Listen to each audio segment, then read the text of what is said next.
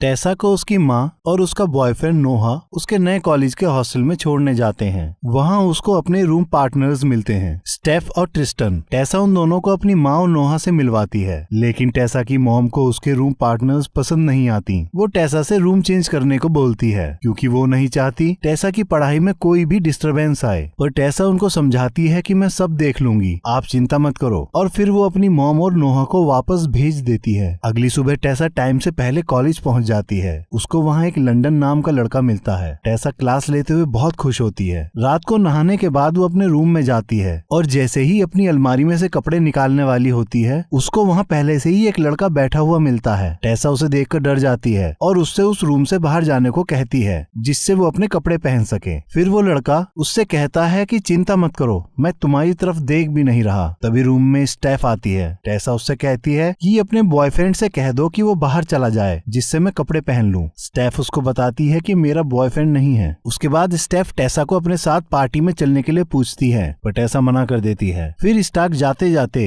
The great Gatsby किताब के अंत के बारे में बताते हुए कहता है, ये किताब बस एक सपना था। पर टेसा उससे कहती है, ये सपना नहीं, पूरा एक झूठ था। लेकिन अगले दिन स्टेफ टेसा को अपने साथ पार्टी में ले जाती है। वहाँ स्कॉट अपनी गर्लफ्रेंड के साथ होता है। स्कॉट उसको सबसे मिलवाता है। फिर वो ट्रूथ और डेयर खेलते हैं और उसका नंबर आ जाता है। टेसा ट्रूथ मांगती है। तभी स्कॉट की गर्लफ्रेंड उससे पूछती है कि अपनी सबसे अजीब जगह बताओ जहाँ तुमने कभी मेकआउट किया था। टेसा सवाल सुनकर अनकंफर्टेबल हो जाती है और सबको पता चल चुका होता है कि ये अभी वर्जिन है। फिर टेसा कहती है, मैं डेयर करने के लिए तैयार हूँ। तो वो स्कॉट के साथ मेकआउट करने को कहते हैं। स्कॉट उसके नजदीक आता है। तभी टेसा कहती है, मैं बस बहुत खेल चुकी हूँ, और वहाँ से बाहर चली जाती है। और वहाँ से बाहर जाकर नोहा को कॉल करती है। नोहा उसको पार्टी करने के लिए गुस्सा करता है। टेसा कॉल कट करके गलती से स्कॉट के रूम में चली जाती है। स्कॉट भी रूम में आ जाता है और उसके बहुत नजदीक आ जाता है। उसको ऐसा करता देख टेसा कुछ पल के लिए अपना होश खो बैठती है, पर उसके किस करने से पहले ही संभल जाती है और अपने हॉस्टल वापस आ जाती है। अगले दिन क्लास में उसके टीचर एक किताब प्राइड एंड प्रेजुडिस के बारे में स्टॉक का क्या विचार है पूछती है। वो बताता है, प्यार सिर्फ एक तरह का लेना और देना है और इस इमोशन को आप कभी भी बंद या शुरू कर सकते हैं, जैसे स्विच दबाकर लाइट ऑन और ऑफ करते हैं। टेसा उसकी बात से एग्री नहीं करती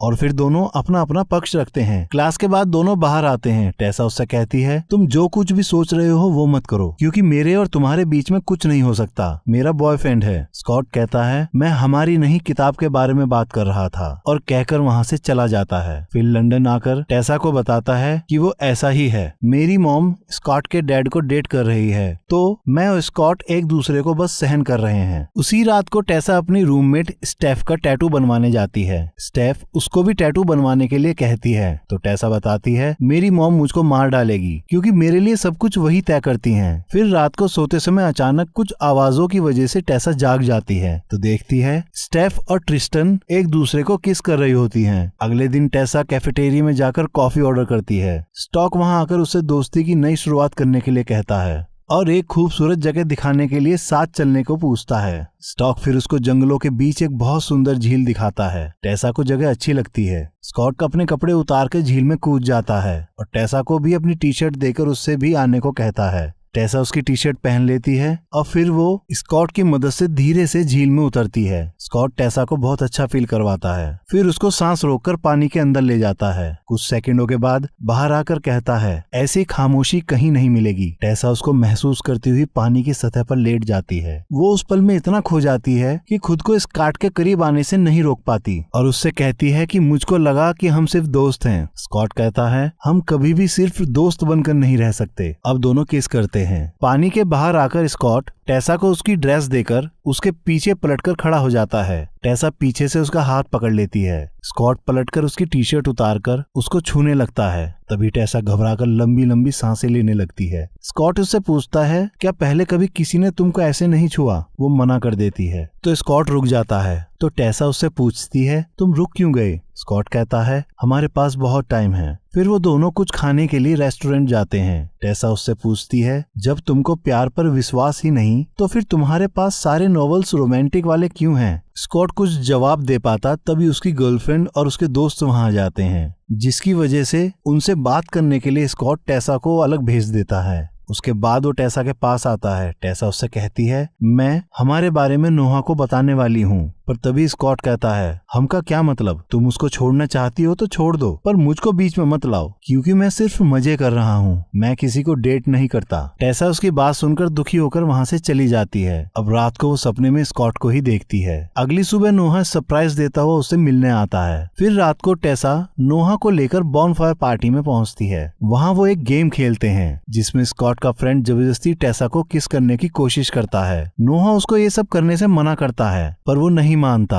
तभी स्कॉट को गुस्सा आ जाता है। वो अपने दोस्त को ही धक्का देकर गिरा देता है, लेकिन वो स्कॉट को घूंसा मार देता है। स्कॉट गुस्से में टेसा को देखता हुआ वहाँ से चला जाता है। फिर रात को लंदन टेसा को कॉल करके उसको अपने घर पे बुलाता है। वो बताता है उसकी हाथापाई हो गई है स्कॉट से और अब वो मुझसे बात नहीं करेगा, पर शायद तुमसे करे। टेसा स्कॉट के पास जाकर बात करती है। स्कॉट बात करता करता बोतल फोड़ देता है। टेसा कांच उठाने लगती है तो उसकी उंगली कट जाती है। तभी स्कॉट उसको जल्दी से घर के अंदर ले जाता है और अपनी इस हरकत के लिए उससे माफी मांगता है और कहता है, मैं गलत हूँ। टेसा कहती है, शायद हम दोनों ही गड़बड़ हैं, और कहकर दोनों एक दूसरे को किस करते हैं। फिर स्कॉट धीरे धीरे उसको सब जगह किस करता है। फिर टेसा उससे लिपटकर वहीं सो जाती है। अब वो सुबह जागकर देखती है नोहा ने बहुत कॉल्स किए थे, तो वो वापस आती है और नोहा को बताती है कि एक दोस्त को उसकी जरूरत थी। तो नोहा पूछता है आधी रात को। तभी वो स्कॉट को वहाँ देखकर सब समझ जाता है और टेसा के लाख रोकने के बाद भी वो नहीं रुकता।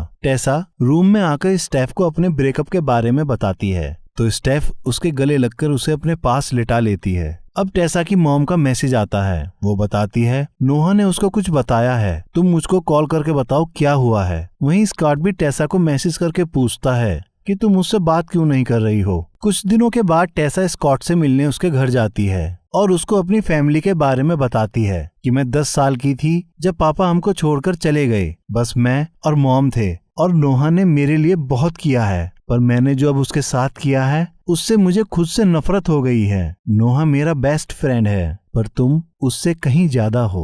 अगले दिन जब लाइब्रेरी बंद हो रही होती है, स्कॉट टेसा को वहीं अपने साथ छुपा लेता है। वहाँ वो टेसा को एक रोमांटिक नॉवल पढ़कर सुना रहा होता है। तभी गार्ड उनको वहाँ देख लेता है। फिर वो दोनों वहाँ से भाग जाते हैं। रूम पर आकर स्कॉट अपने पर्सनल डायरी में कुछ लिख रहा होता है। टेसा उससे कहती है, तुम क्या लिख रहे हो? स्कॉट कहता है, वो तुमको कभी पता नहीं चलेगा। और बातों बातों में ही दोनों का मूवमेंट बन जाता है। वो एक दूसरे को एक्सप्लोर कर रहे होते हैं। तभी टेसा की मॉम वहां आ जाती है और उन दोनों को एक साथ उस हालत में देख लेती है। फिर टेसा पर बहुत गुस्सा करती है। वो स्कॉट को छोड़ देने के लिए उससे कहती है, पर टेसा उसको छोड़ने से मना कर देती है। फिर टेसा की मॉम उन दोनों में से किसी एक को चूज करने के लिए उससे कहती है, लेकिन टेसा को चुप देखकर खुद वहां से चली जाती है। इस बात का पता लंदन को चलता है तो वो टेसा से कहता है कि तुमको स्कॉट की आदत का पता है, उस पर भरोसा नहीं कर सकते। इधर स्कॉट टेसा को अपने पापा के दोस्त जो इटली में रहते हैं उनके घर लाता है और कहता है, हम यहाँ पूरे साल भर एक साथ रह सकते हैं क्योंकि तुम्हारी मॉम ने तुमको छोड़ दिया है। टेसा कहती है, ये सब तुमने मेरे लिए किया, और इमोशनल हो जाती है। अब दोनों खुशी खुशी साथ रहना शुरू कर देते हैं। अब बहुत सारा समय साथ ही गुजारते हैं। इसी बीच बहुत सारे हैप्पी मोमेंट्स वो फील करते हैं।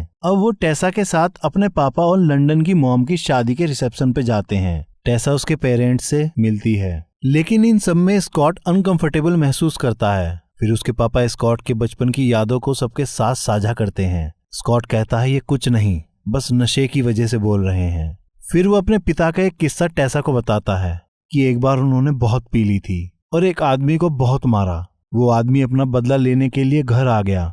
तब मैं और मेरी मॉम ही थी। मैंने उनसे लड़ने की बहुत कोशिश की पर कुछ कर नहीं पाया, और कहकर इमोशनल हो जाता है। टेसा उसका मूड ठीक करने के लिए उसके साथ डांस करती है, जिससे वो खुश हो जाता है। फिर वो दोनों एक दूसरे को किस करते हुए स्कॉट के रूम में आकर दोनों अपने कपड़े उतारते हैं और पहली बार अपने प्यार को अंजाम देते हैं। फिर सुबह स्कॉट टब में नहाता हुआ टेसा की कमर पर अपनी उंगलियों से आई लव यू लिखता है, पर टेसा समझ ही नहीं पाती।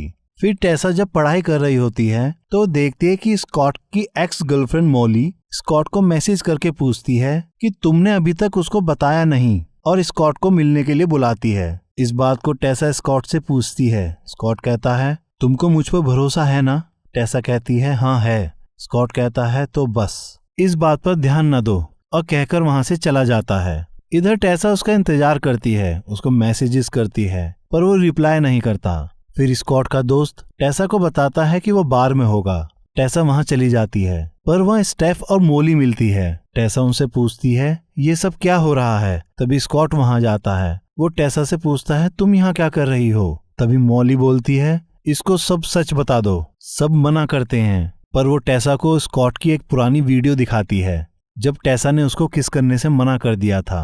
तो स्कॉट ने अपने दोस्तों के सामने एक डेयर लिया था कि टेसा को अपने प्यार में गिरा दूंगा और फिर एकदम से सब खत्म कर दूंगा। मोली अब टेसा से कहती है ये सब एक खेल था। स्कॉट टेसा को समझाता है कि ये सब पहले की बात थी जब मैं तुम्हें जानता नहीं था। टेसा ये सब जानकर बहुत परेशान हो जाती है। उसकी घबराहट और बेचैनी इतनी ज्यादा थी कि वो वहाँ से बिना कुछ कहे चली जाती है और स्कॉट बेबस सा बस उसको जाते हुए देखता रह जाता है और दोनों ही बहुत रोते हैं। टेसा वहाँ से सीधा अपनी मॉम के यहाँ आती है और उनसे अपनी हरकत के लिए माफी मांगती है। वो टेसा को माफ कर देती हैं। अब वो नोहा के पास जाकर उससे भी माफी मांगती है। वो भी उसे माफ कर देता है। फिर वहाँ से टेसा वापस अपने हॉस्टल आकर एक जॉब के लिए अप्लाई करती है। दूसरी तरफ स्कॉट को टेसा की याद बहुत परेशान कर रही होती है। उसका दिल उसको अंदर से ही तोड़ता जा रहा था। इधर टेसा का इंटरव्यू कॉल आ जाता है। अब टेसा की क्लास का इस साल का लास्ट प्रोजेक्ट सबमिशन होता है। सबके जाने के बाद उसकी टीचर टेसा को स्कॉट का प्रोजेक्ट देकर कहती है ये प्रोजेक्ट से ज्यादा शायद तुम्हारे लिए है।